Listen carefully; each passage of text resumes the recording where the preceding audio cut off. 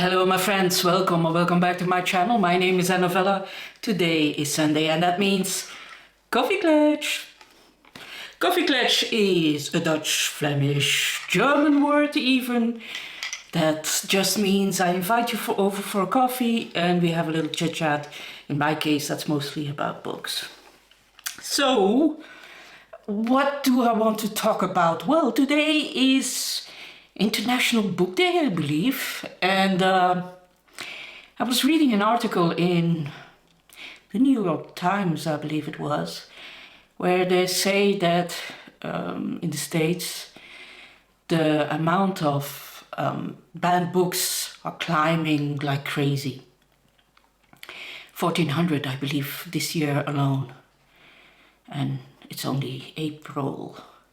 Now, I know that this is not everywhere in the States, it's just a couple of states or even villages or, rural areas maybe. But it doesn't matter, it's not healthy for a democratic state to do that. And the worst thing is that mostly the people that ban books do not read books. So they decide for the others. Now I asked around how it is in Belgium, and there is no banned book here. That doesn't exist, but we have, of course, cancel culture. There are things that happen here too. Somebody says something wrong and then everybody cancels them. That happens here too. But what worries me the most is how authors will keep that in the back of their minds. So they will tell a story and they will try to adapt that to what other people think or say that it has to deliver. And that's not healthy either. It's, this is not something that is helps you prepare as a young reader for the world. If you can't read anything that shocks you, if you can't read anything that you don't agree with, how will you cope in a cruel world, the cruel world that we live in, a real world where people don't agree with you and where people will hate you? Even though you have done nothing wrong, there will always be somebody who will hate you or who will dislike you or who will speak behind your back. How will you cope? For me, as a teenager, it was the way, reading was the way to learn that there are many different types of people. That there are cruel people and there are good people and there are people in between, and it are mostly the people in between that you meet and that you have to interact with. And sometimes a book, without even knowing it, can help you to grow, can help you to evolve as a human being.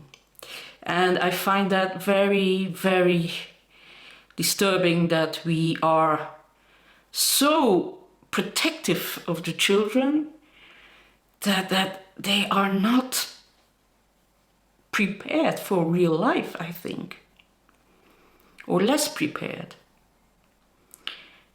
Anyway, I have been reading a little bit because, I don't know, I'm not in a very good reading / video vibe. I don't know what's happening.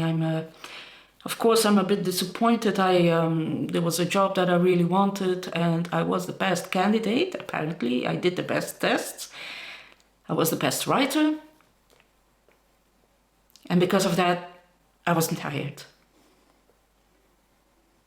Yeah, you know, in Belgium,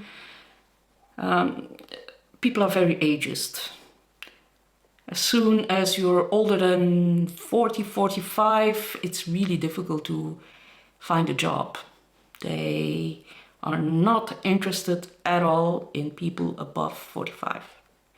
And I often get letters when I apply for a job, and I always get a response. out of respect, I think, because my curriculum is very impressive. And I always get a response that I have a very impressive CV, but I'm not the the right fit, not the ideal fit. It just means I'm too old, and they are not allowed to say that I'm too old. Otherwise, I could sue them. So yeah, Friday I did got the word that I didn't get the job, although I did a lot of work for them and a lot of testing and a lot of writing and a lot of research, and yeah, not fun. Anyway,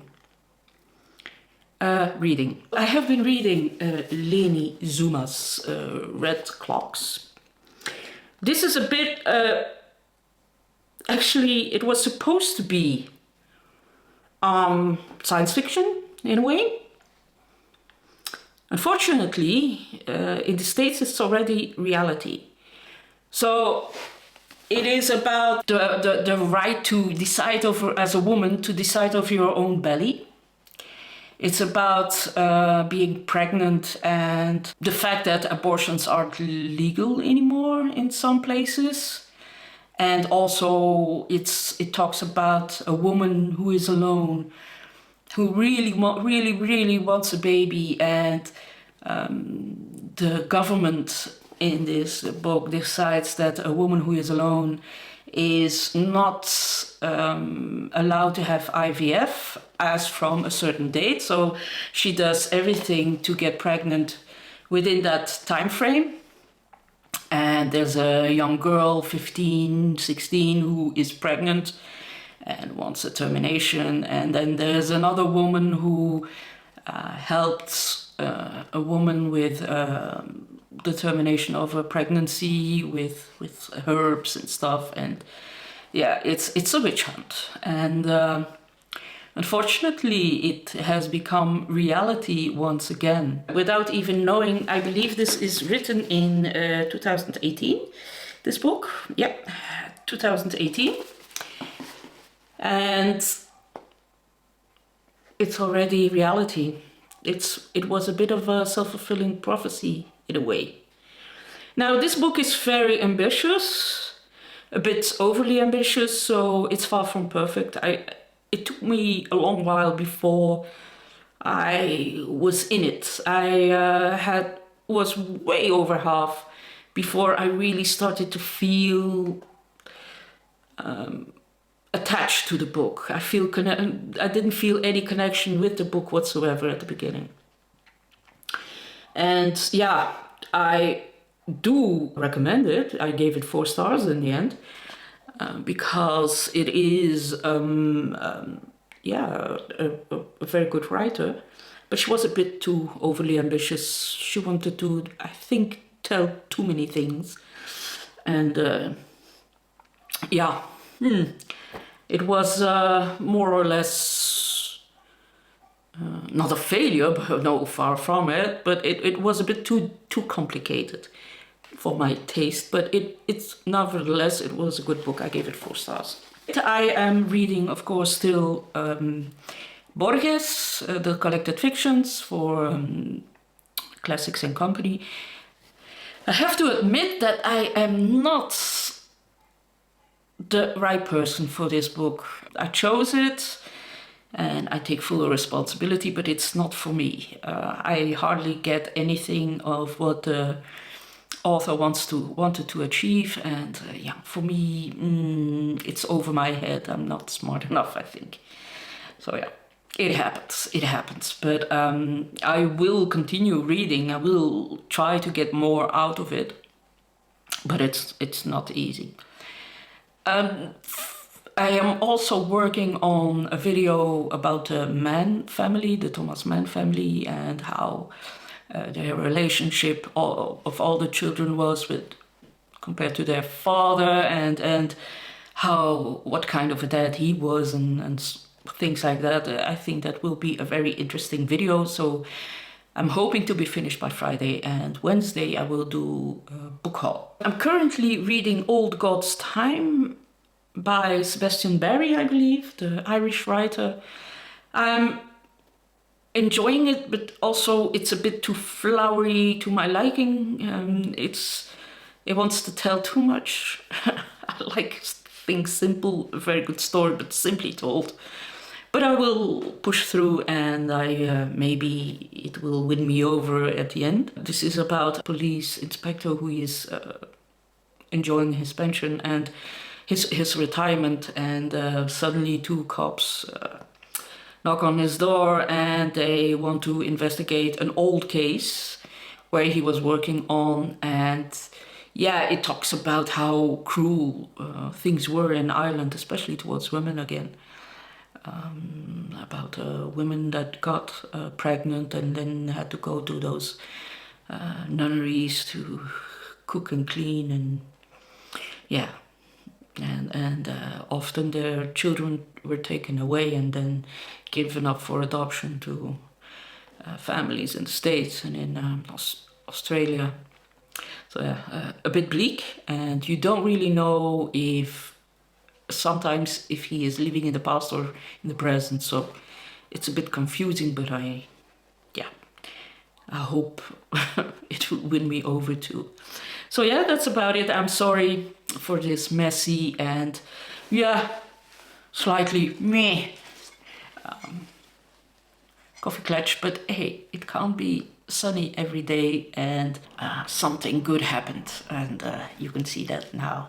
Thank you for watching, and I hope to see you on Wednesday, and I hope all my books will arrive because I have another fun book haul.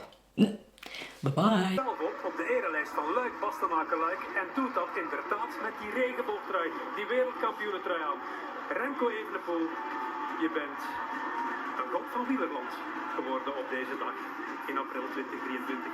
2, en over 2 weken de Giro. Uit het boek.